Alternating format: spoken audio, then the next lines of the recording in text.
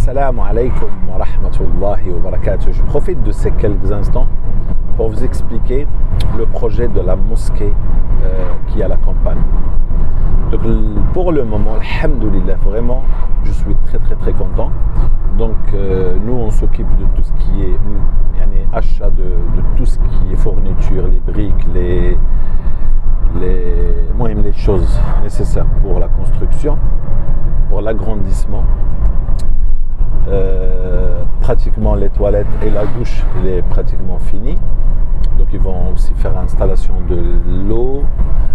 Et le plus important, c'est que c'est pratiquement la seule mosquée où il y a tous les jours l'adhan de l'Fajr, parce que voilà, c'est des petits villages, c'est des petits douars, et le but, comme on a dit, c'est vraiment d'agrandir l'idée, parce que les gens, soit ils sont à la mosquée, soit ils sont dans une sorte d'endroit qu'ils appellent café. C'est pas un café, c'est juste un endroit où ça fume. C'est pas pour faire un jugement, mais juste pour vous dire qu'est-ce que ça se transforme. En fait, le café, ou cet endroit où se réunissent les gens, c'est un endroit où ils vont penser qu'au mal. Donc ça fume, la pipe, ça fume des joints, ça fume des cigarettes, et ça pense que les idées noires. Pas de réussite, pas de mustaqbal, pas rien. Tout est noir. Tandis que dans la mosquée, il y a la réunion. Hier, par exemple, tout le monde, et pas hier, depuis que la construction a commencé, tout le monde ramène son propre manger, ce qu'il va manger chez lui, à la mosquée, et tout le monde mange en groupe, et on mange plusieurs repas de plusieurs mamans et plusieurs femmes différentes. C'est exceptionnel.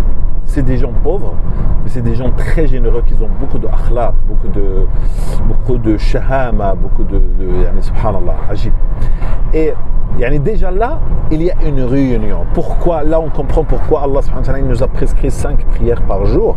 C'est pas seulement pour gagner les 27 hasanat. Non, la prière du groupe regroupe les gens, regroupe les musulmans. Allah il dit et attachez-vous sur sur le fil d'Allah, le fil et ne vous dispersez pas. Donc la mosquée il réunit. La mosquée, la vraie mosquée, quand il est bien construite avec une bonne niya, et la construction c'est pas les murs c'est juste les murs, mais la construction de l'idée, comment doit être une mosquée. Donc une mosquée c'est un endroit où on se réunit, on parle de Dieu, on parle du prophète sallallahu alayhi wa sallam, et aussi on parle de nos projets. Parce qu'à partir du moment où on se rencontre et on se réunit et on parle de qu'est-ce qu'on peut faire, avoir des autres idées. Parce que à la campagne, il y a que ça, il y a mosquée, café et chez soi. Il n'y a pas des endroits de distraction. Il n'y a pas une salle de jeu ou la salle ou le cinéma non, il y a ça et ça. Donc celui qui va au café, il va avoir que les idées noires. Et celui qui va à la mosquée, il va être positif. Il est rechargé par les bonnes idées. Et de là, maintenant qu'ils ont commencé de se réunir, il y a l'idée maintenant d'agrandir la mosquée, de l'embellir, de le rendre un endroit potable pour ce mission. Il y a le ta'lim, l'apprentissage tous les jours, les hadiths, l'apprentissage du Coran, tout ça qui se fasse. Il y a même les enfants, parce qu'il y a une école juste à côté, les enfants qui commencent de venir d'une façon régulière, et que voilà, il y a des idées d'apprendre Al-Qur'an Al-Karim, et franchement, que du bien. Donc ceux qui participent, mettez une grande niya, non seulement pour construire les murs, parce que le but de construire une mosquée, c'est pas les murs, c'est construire une communauté, une vraie communauté, et construire les croyants. Le prophète sallallahu alayhi wa sallam, il a enseigné dans la maison de l'Arqam, Ibn al-Arqam, les croyants, la foi, l'iman chez les gens, l'iman, parce que l'iman, la foi, c'est la base de toute chose, et sans la foi nous ne sommes rien du tout. La foi, elle te donne une certaine énergie. La ruqya, elle te donne une certaine énergie, et la ruqya fonctionne avec la foi. Donc si vous donnez 10 euros, 5 euros, 1 euro, j'ai reçu aujourd'hui par exemple 1 euro, il y en a qui ont donné 150, il y en a qui ont donné 500, etc. Et tout est calculé et mentionné, et moi j'envoie directement à la trésorière. La trésorière, elle met ça dans dans le tableau, et ensuite chaque mois je vais essayer de vous mettre le tableau que nous avons à ce jour. Voilà, comme ça. Et on a maintenant 3 comptes. Il y a un compte pour Aziza. Donc le compte de Aziza ne veut pas dire qu'il va servir que pour Aziza, mais il va servir que à tous les cas que nous avons qui ressemblent au cas de Aziza, parce qu'il y a beaucoup comme Aziza. On ne peut pas tous les aider, mais si on voit des choses urgentes, on ne peut pas non plus rester la bouche bée. Donc il faut faire quelque chose. Le deuxième projet, c'est la mosquée, qui ne va pas s'arrêter uniquement à construire le mur, mais construire une communauté très forte, avec des hadiths, avec tout ça, avec ta'lim, etc. Et pourquoi pas penser à des idées, construire quelque chose, une usine, je ne sais pas quoi, le muhim, parce que les gens là-bas, ils sont très pauvres, ils n'ont aucun moyen, et quand tu as le temps, et des gens qui sont productifs, qui veulent travailler, qui veulent faire ces missions, pourquoi pas penser à leur créer quelque chose qui leur permette de travailler. Donc voilà, Hada c'est pour la mosquée. Et ensuite le troisième, c'est le Ramadan et les repas en général. Donc le Ramadan approche. Nous pensons, Inch'Allah, nous comptons faire 300, Inch'Allah, ça c'est le maximum, peut-être plus, Allahu A'lam, 300 personnes à nourrir, qui veut dire 300 € par jour, qui veut dire 3 000 € par 10 jours, qui veut dire 9 000 € le mois, 9 000 €. Chacun, il donne comme il peut pour, Inch'Allah, que nous tous on donne. Moi, j'organise tout ça avec l'association, mais je suis aussi un participant comme vous. Et je vous promets que jamais, Inch'Allah, que je prends un centime, parce que déjà, j'ai mon travail. Et en plus de ça, déjà, il y a une grande demande.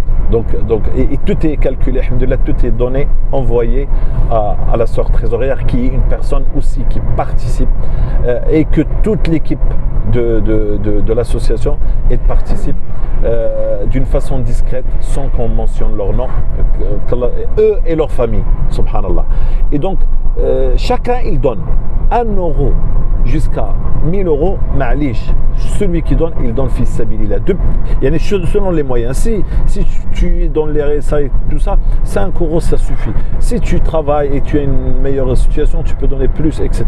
Et ceux qui ne peuvent pas faire le Ramadan et qu'ils sont obligés de donner, il faut qu'ils donnent avec une niya parce que quand tu fais pas le Ramadan, tu dois payer comme une sorte de zakat, comme une sorte d'argent ou de repas pour reproduire donc les jours que tu n'as pas mangé. Et je pense que c'est 5 €, entre 5 € et 10 € en France et en Europe qu'il faut donner pour chaque jour. Donc à peu près entre 150 jusqu'à 300 € pour ceux qui ne font pas tout le mois de Ramadan. Comme ça, Inch'Allah, ils vont nourrir, à la place de nourrir une seule personne en France, ils vont nourrir 10 personnes ou 5 personnes minimum. Donc, alhamdoulilah, tout ça, il faut compter fi sabilillah al-wahid al-ahad samad, pas pour moi, pas pour tel. Nous tous, on s'entraide. Et si moi je ne suis pas sincère ou je vais vous tromper, parce que ça peut venir l'idée dans la tête, Allah subhanahu wa ta'ala, il ne va pas faire que ce travail continuera. Moi j'ai appris que le travail qui continue, c'est le travail sincère. Si par exemple, alhamdoulilah, Allah m'a permis il y a quelques années de construire une école sur internet de Coran. Cette école, elle existe toujours. Malgré que moi je ne suis plus le président, mais je suis le professeur de cette école et un professeur de cette école. Pourquoi? Parce que au début c'était la sincérité. Donc la sincérité continue. Et alhamdoulilah, vous allez voir que ce petit projet, grâce à votre aide, grâce à votre soutien, il continuera et il continuera et continuera et il va s'agrandir et il va être un paradis pour nous tous, parce que al-amal al-salih, on va le retrouver dans notre tombe, on va le retrouver le jour où on va mourir, on va le retrouver le jour où on va avoir al-hisab avec Allah, les comptes avec Allah subhanahu wa ta'ala. Subhanakallah wa bihamdika, shalla ilaha illa anta, astaghfiruka wa atubu ilayk.